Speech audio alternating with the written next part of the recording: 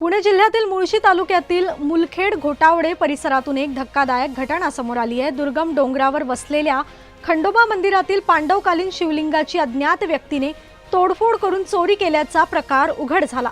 मात्र ग्रामस्थांच्या सतर्कतेमुळे आणि पोलिसांच्या मदतीने हे शिवलिंग मंदिर परिसरातच सापडले आहे। घटनेनंतर पौंड पोलीस ठाण्यात तक्रार दाखल करण्यात आली असून आरोपी अद्याप फरार आहे। पोलिसांकडून पुढील तपास सुरू आहे। दुर्गम भागातील ऐतिहासिक मंदिराच्या सुरक्षेचा प्रश्न या घटनेमुळे पुन्हा एकदा ऐरणीवर आलाय। नमस्कार, मी राहुल बाळू तापकीर, मुलखेडगावचे सरपंच। तर आम्ही 2 दिवसापूर्वी आम्हाला समजलं की बाबा हे असं झालं आहे। तर हे आमचं पुरातन मंदिर आहे।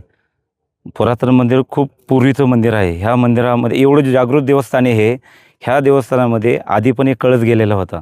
तो कळस घेऊन गेल्यानंतर त्या माणसाने जागेवरती ह्या विषयाच्या बाहेर पण गेला नाही, तो तिथंच ठेवला। आणि आज जे आमचं लिंग गेलं इथून, जे आमच्या भावना दुखावल्या सगळ्या दोन्ही गावांच्या, तर त्या लिंग बाहेर घेऊन जाताना खाली त्यांनी लिंग त्यांना बाहेर वेशीच्या बाहेर पण घेऊन जाता आलं नाही। एवढं ह्या देवस्थान आहे, एकदम जागृत देवस्थान आहे। हा खंडोबाचं मंदिर जे आहे हे आपल्या तालुक्यामध्ये 2च मंदिर आहे। त्यामध्ये एक मंदिर आमचं आहे, इथं मोठं आमचं मेन गाव आहे आणि खूप चांगल्या पद्धतीने इथं देवाचं ह्या सत्पन आहे आणि चांगलं इथं फरक पण पडतो आहे सगळ्या लोकांना।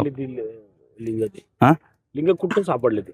हे लिंग इथून तोडून कोणी ते तोडून घेऊन गेलं आणि हे लिंग आमच्या ह्या मंदिराच्या पायथ्याशीच ते लिंग सापडलं। हे लिंग बाहेर नेता पण आलं नाही त्या लोकांना। एवढं देवाचं सत्पन आहे हे। तपास कशा पद्धतीने सुरू होते? काल सकाळी गावकऱ्यांच्या असं निदर्शनाला आलं की या ठिकाणी असणाऱ्या खंडोबा मंदिर डोंगरावरती खंडोबाचं एक जे लिंग आहे तर त्याची तोडफोड होऊन त्या ठिकाणून ते घेऊन गेले, चोरी झालेली आहे। तर यानंतर संपूर्ण परिसराची पोलीस, ग्रामस्थ यांच्या सर्वांच्या मदतीने या ठिकाणी आज भंडारा डोंगराची सर्व सर्च केला असता भंडारा डोंगराच्या पायथ्याशी एका ठिकाणी हे लिंग ठेवलेलं आणि एक कपडा बाजूला अशा स्थितीमध्ये हे आज मिळून आलेलं आहे। पोलिसांनी ते जप्त केलेलं आहे आणि पुन्हा फिर्यादी व देवस्थानचे पुजारी आणि सरपंच यांच्या ताब्यात ते दिलेलं आहे। अनेक अफवा या ठिकाणी पसरत आहेत, जाते तेढ निर्माण करण्याचा प्रयत्न सोशल मीडियावर होतोय, काय आव्हान करणार?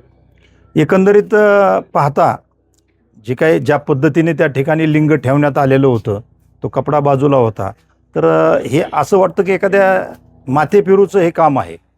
जातीय तेढ निर्माण करण्यासारख्या वगैरे अशा पद्धतीची काही याच्यामध्ये प्रथमदर्शनी दिसून येत नाही। तथापि पोलीस याच्या सखोल तपास करत आहेत। त्यासाठी गावकऱ्यांचीही चांगल्या पद्धतीने मदत होत आहे आणि लवकरच पोलीस आरोपींपर्यंत पोहोचतील।